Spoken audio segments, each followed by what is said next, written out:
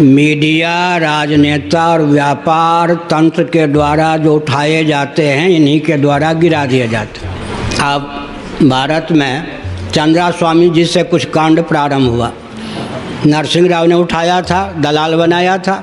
तो राजनेताओं के द्वारा, व्यापारियों के द्वारा, मीडिया तंत्र के द्वारा जो बाबा बनाए जाते हैं कथावाचक, वो इनके द्वारा गिरा दिए जाते हैं। तो गिराए कब जाते हैं? इनसे सौदा नहीं पड़ता तब।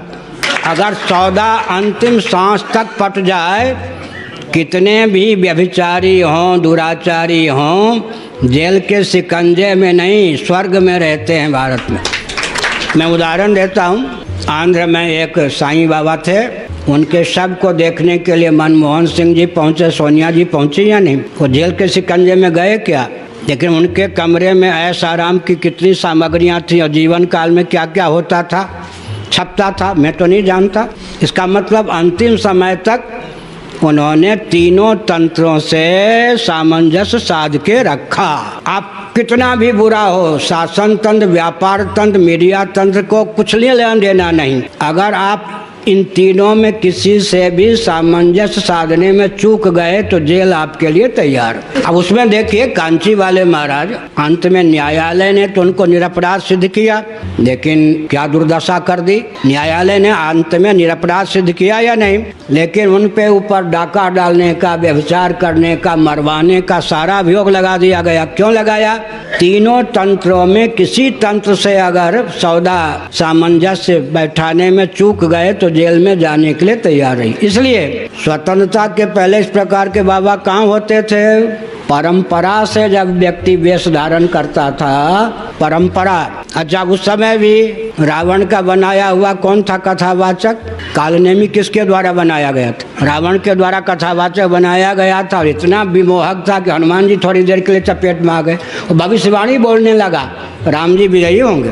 पहले एक बनाते थे, रावण ने भी 10-20 नहीं बनाए, एक बनाया कथावाचक अपना काम साधने के लिए। अब 50 बनाए जाते हैं। ये भाजपाई संत हैं, ये भाजपाई कथावाचक, ये कांग्रेसी संत, ये कांग्रेसी कथावाचक, ये सपाई संत, ये बसपाई संत। मुलायम सिंह जी ने तो एक नहीं 4-4 शंकराचार्य बना दिए। 3-3 शादी करने वाले को 4 पीठ का शंकराचार्य बना के घुमाना शुरू कर दिया।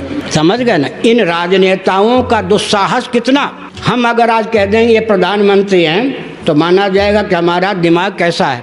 लेकिन ये राजनेता 4-4 पीठ के शंकराचार्य बना देते हैं। भाजपाइयों के शंकराचार्य, विश्व हिंदू परिषद के शंकराचार्य, कांग्रेसियों के शंकराचार्य। आप समझ गए ना? इसका अर्थ क्या होता है? ये विदेशी षड्यंत्र है। अच्छा, बुरा न मानो, होली है। सुनिए, चर्च कांड अगर खुल के कह दिया जाए तो विश्व में कोई चर्च की ओर आंख उठा के देखेगा? चर्च में जो कुछ कांड होता है वो अगर वो मीडिया का विषय बना दिया जाए, कोई आंख उठा के देखेगा चर्च की ओर? अपने तंत्र को बहुत बुरा होने पर भी बहुत संभाल कर रखते हैं और हमारे तंत्र को विकृत करने के आप पूरा प्रयास करते हैं। आपके प्रश्न का उत्तर यही है, धर्म और ईश्वर के बल पर जो बाबा बनते हैं उनको कोई नीचा दिखाने में समर्थ नहीं। और राजनेता, मीडिया तंत्र, व्यापार तंत्र के द्वारा जो बाबा कथावाचक बनते हैं वो कभी भी चार खाने चित्त हो सकते।